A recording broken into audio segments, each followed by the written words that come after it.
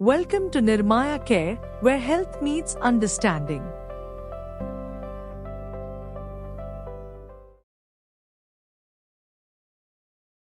This video was originally published on nirmayacare.com. For an uncensored, ad-free version of this video and other health education content, visit nirmayacare.com. Hey everyone, today we're diving into a pretty major milestone, getting your first period. We're going to break down what it is, what to expect, and why it's really the beginning of understanding your body in a whole new, powerful way. So let's get right into it. All right, to kick things off, let's talk about why having an open, honest conversation about periods is just so incredibly important. And trust me, the numbers might actually shock you. Okay, just take a second and let this number sink in. A report from UNICEF found that a staggering 71% of adolescent girls in India have no idea what menstruation is before they get their first period. That's almost 3 out of every 4 girls who are just completely caught off guard. So that leads to a huge question, right? Why? Why is this happening?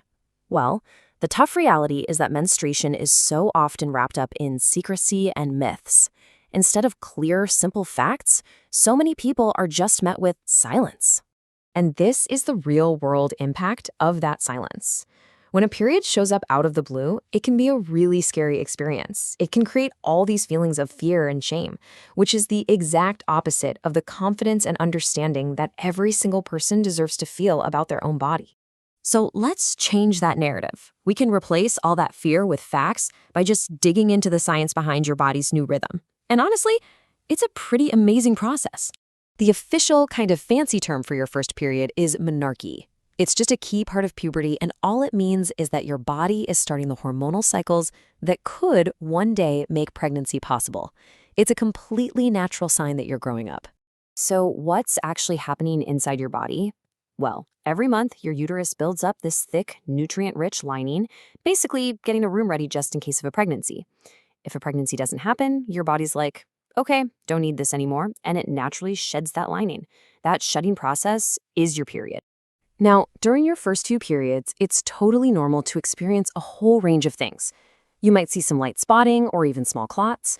You could feel cramps in your lower belly or back, bloating, your breast feeling a little tender, mood swings, feeling tired. All of that is a completely normal part of the process. And this is super important to remember. There's a huge window for what's normal. Most people get their first periods somewhere between the ages of 9 and 15. There is absolutely no single right age for it to happen. But how in the world do you know it's on its way?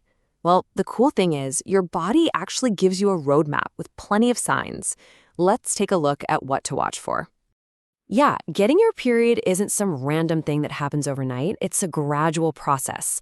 Usually about 2 to 3 years before your first period, you'll start to notice your breasts developing. Then, maybe a year or 2 after that, pubic hair will start to grow. Your first period typically shows up about 1 to 2 years after that. Your body sends out other clues too.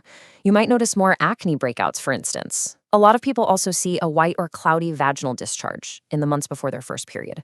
This is perfectly normal and just a sign your hormones are shifting. And yeah, developing body odor is another common sign. The exact timing is totally unique to you, and it can be influenced by a whole bunch of factors. Things like your body mass index, your diet, how active you are, and even stress all play a role because they can affect the hormones that control your cycle. It's this complex mix that makes everyone's timeline a little bit different.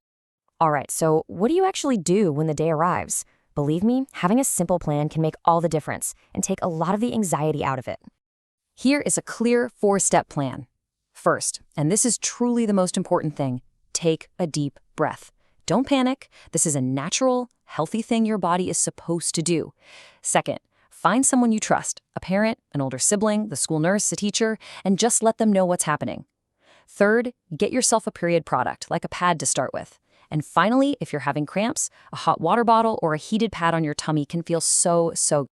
You know, the biggest thing to remember through all of this is that you are not alone. Asking questions and just talking about what you're experiencing is the absolute best way to navigate this new chapter. There are people who want to help you and support you. With the right info and support, we can completely reframe this whole experience. It isn't something to be afraid of.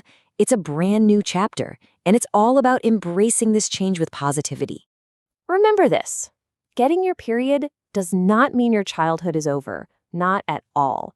Instead, think of it as the beginning of a deeper relationship with your body, where you get to learn its rhythms, its signals, and its strength. This quote just captures the feeling so beautifully. A chapter opens quietly, without call, a shift in tone, a deepened sense of being. It's this subtle change that brings a deeper sense of who you are becoming, and that's a moment worth celebrating. With your first period, you're connecting to a natural cycle that has been a part of human life for, well, forever. It's so much more than just a biological process. It's a real moment of growth, reassurance, and empowerment. So, I want to leave you with this question. Knowing everything we've just talked about, how can we, all of us, work to change this conversation for the better? How do we make sure that for the next generation, this milestone is always met with celebration and knowledge and support instead of fear? Thanks so much for joining this explain.